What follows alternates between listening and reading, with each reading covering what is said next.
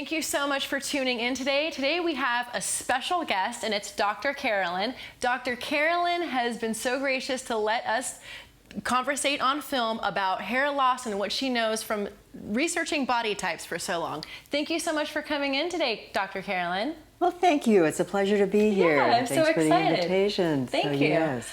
Can you just tell us a little bit about what you do? Well, my background is chiropractic, acupuncture, and nutrition. And so what I found from the nutritional aspect is I could not give a person a blanket diet and expect that to work. And so what I found is that it really goes beyond the basic things of don't eat sugar and eat whole healthy food and our basic areas that everybody knows. We need to get into the specifics. And the specifics are, what time of day are you going to eat fruit? What time of day do you eat protein? What specific foods work for you? Like, for example, of the 25 different body types, there are 2 types that do not do well with almonds, for example. There's another one that does not do well with olive oil. And so depending on what your body type is, determines some of these things that we look at as really being an ideal food that are not necessarily the best for you. Interesting. That's interesting. Thank you so much for that. So given the fact that I'm in the hair industry and focused on thinning hair and hair loss, what types of body types have you found that are prone to hair loss and thinning? Well, the type that really tends to be super prone towards hair loss is the adrenal body type. Okay. And so the adrenal body type, because their strongest system is the adrenals, what happens is when they get stressed, then the adrenals secrete more cortisol. Okay. And of course, cortisol is known as a stress hormone. Right. And it does nice little things just like cause weight gain around our middle. And of course, the other thing that does when your system is stressed, then it can also affect how much tension you've got on your scalp, which is another thing that would cause more hair loss to occur. I also find that there's hormonal imbalance. This is another thing that will affect it. From the adrenal glands? It's basically from the adrenal glands. Okay. And so, but not limited to. Okay. So that means if we've got an energy block someplace that's affecting the hormonal system, or just where you just don't have enough energy, just more from the nervous system, it can have to do with meridian system. It can actually, there can be any number of things that will do it. Poor nutrition is another thing that will. So there are a multitude of things that can create stress on the system. Okay. Ultimately, the hair is just one other indicator, and so it's an indicator of what's going on with the body. And so I had a gynecologist who told me that what the first thing she does when she looks at her patients is she will check to see what their hair is like and what their nails are like, because those are indications of thyroid function. Okay. And so one of the characteristics of the thyroid body type is we have hair. So I happen to be thyroid, and we also have good nails, so good strong nails. Okay. So that just has to do with how well is your thyroid functioning. The other thing that's interesting is the thyroid and the adrenals kind of counterbalance each other. And so that means if you've got a lot of this excess cortisol, then what effect does that have on the system? And you're going to see that in hair loss. Okay. So it's the adrenal body type that is more prone to hair loss, is what you're saying? Yeah, the adrenal body type, a lot of times these are the ones that will shave their head because the hair hasn't been that good. Okay. And of course, other areas where you see that is you see people who've gone through chemotherapy, and so a lot of times there you can start seeing hair loss. But basically, what causes hair loss? Stress on the system, particularly hormonal system. Okay. What does this the adrenal body type look like? So the adrenal body type, the male, is your classic football linebacker. Okay, for the male. For the male. Okay. And so this is this really dense, solid, heavy musculature. And for the women, it tends to be more of a straight waist. Okay. And so, and also very athletic. The characteristic of the adrenal is the musculature. It's solid and it's dense. So it's heavy. Okay. And they are very athletic, they're very strong. Okay. Another characteristic of the adrenal body type is sales. For the adrenal body type, the statement is success breeds success. Interesting. What types of things can these body types, and even with your expertise, other body types that are struggling with hair loss or thinning, what can they do to prevent it or make it better? So basically, it's what do you need to do to balance your system? Okay. And this is one of the reasons why I did the body typing, because your diet is something that you have control over. Right. A lot of other things we don't. And so what happens with the different body types is rarely is everyone in the same family the same body type. And so for me, for example, there were 5 of us. My father and my brother were the same body type, but the rest of us were all different. And so the reason that happens is because you look at couples, a lot of times it's opposites that attract, and then the kids, and so depending on what the family dynamic is, kind of determines what body type the kids end up being. Okay. And so when it comes to the diet, mom usually fixes what dad wants. Mom can fend for herself. She's got charge of the kitchen. And so what about the kids? They kind of come out on the short end of it.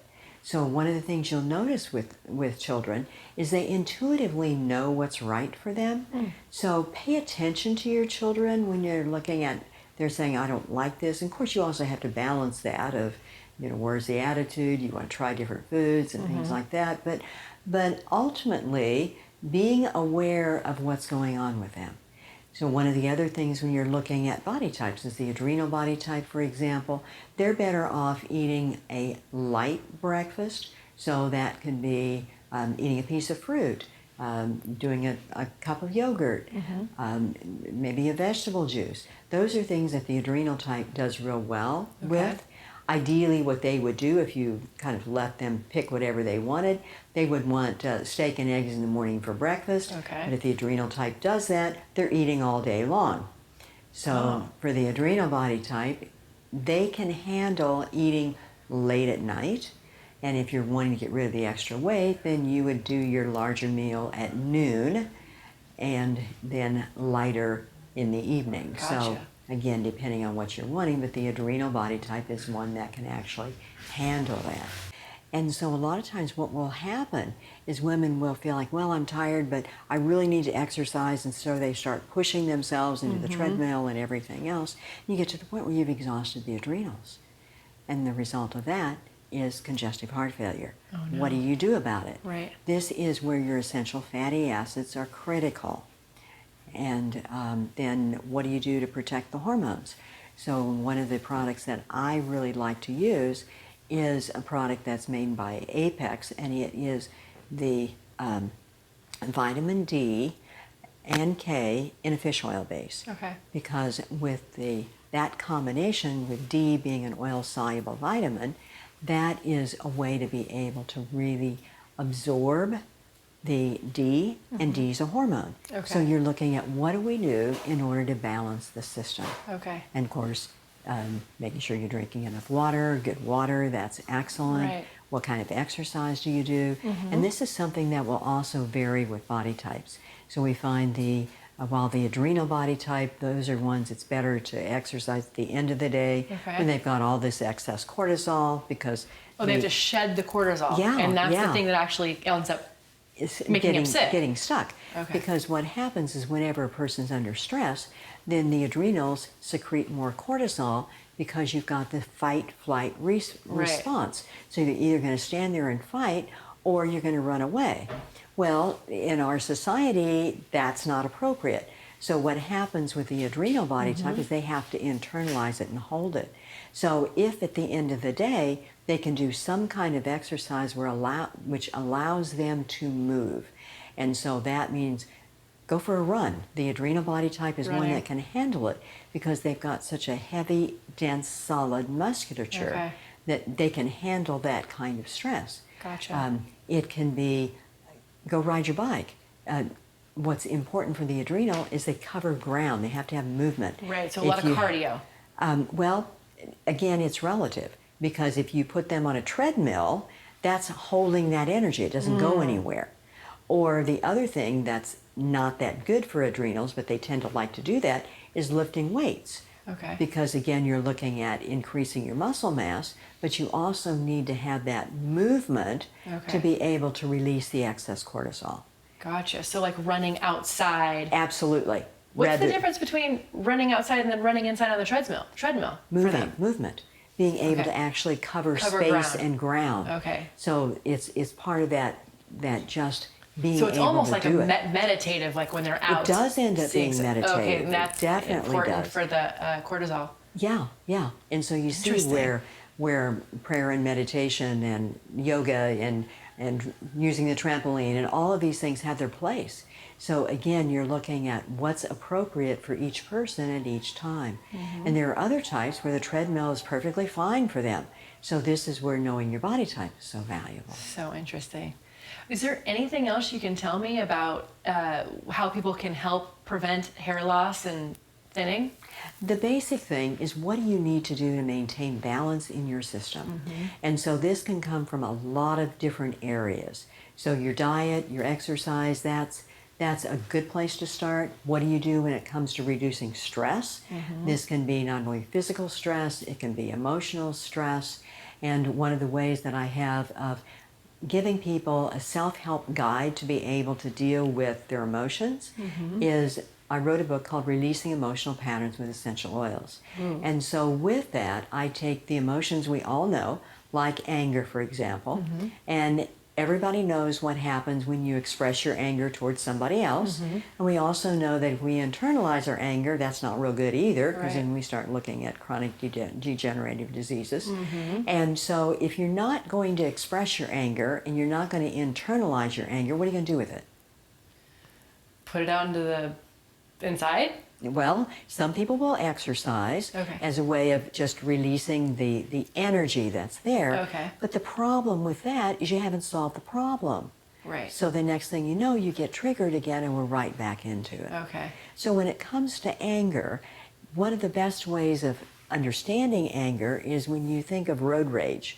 And so what happens in road rage? Well, traffic's moving along and everything's fine, and then we have a roadblock. So what happens when you have a roadblock or a huge traffic stop? Then energy continues to build. That means we have more and more traffic that continues to build. After a while, the pressure gets so great that it has to go someplace and there is an explosion. Okay. And so if you have an explosion of negative energy, that is anger. What's an explosion of positive energy? Like sex? Well, that's one way when it comes to releasing energy. But again, when you're looking at, you have all of this emotion that's here. Oh, you're crying. What is a positive explosion of energy? What is Laughing? Yes. So when you look at laughter, what does laughter do? So laughter is basically that explosion of positive energy. And that's why laughter will reduce stress. Oh, great. That's also why you're told in order for a marriage to survive, you need to learn how to laugh. And so basically what that is a way of relieving the tension. So when we're looking at emotions, we're looking at positive side, we're looking at negative side. So we have anger and we have laughter. Okay, that's good. But then the other thing is, what do you need to do to get out of the situation? So you mentioned meditation. What happens in meditation? Well, in meditation, what you're literally doing is getting out of the fray and you're getting above it. And so if we use our illustration of the traffic again, then you tune into the traffic helicopter, which ends up looking at things from a higher perspective. And what's your affirmation? Well, your affirmation is a positive statement that tells you how to get out of the problem. And so your affirmation for anger is, my direction is clear. Same way with the traffic. What's your question? How do I get out of this mess? So what do I end up doing? Well, rather than saying that, you have your positive affirmation, which is, my direction is clear. I like it. Affirmations are important. They are. And what I found with affirmations is when I could couple that with the emotion and really understand it, it took it to a whole nother level. I love that. So you're taking in negative and turning it into a positive verbally and putting it out into the universe. and having it come out of your mouth is huge. It is. It actually like programs your cells. It does. It's perfect. Because who you listen to is you. So what's your self-talk? And how do you move from anger to laughter?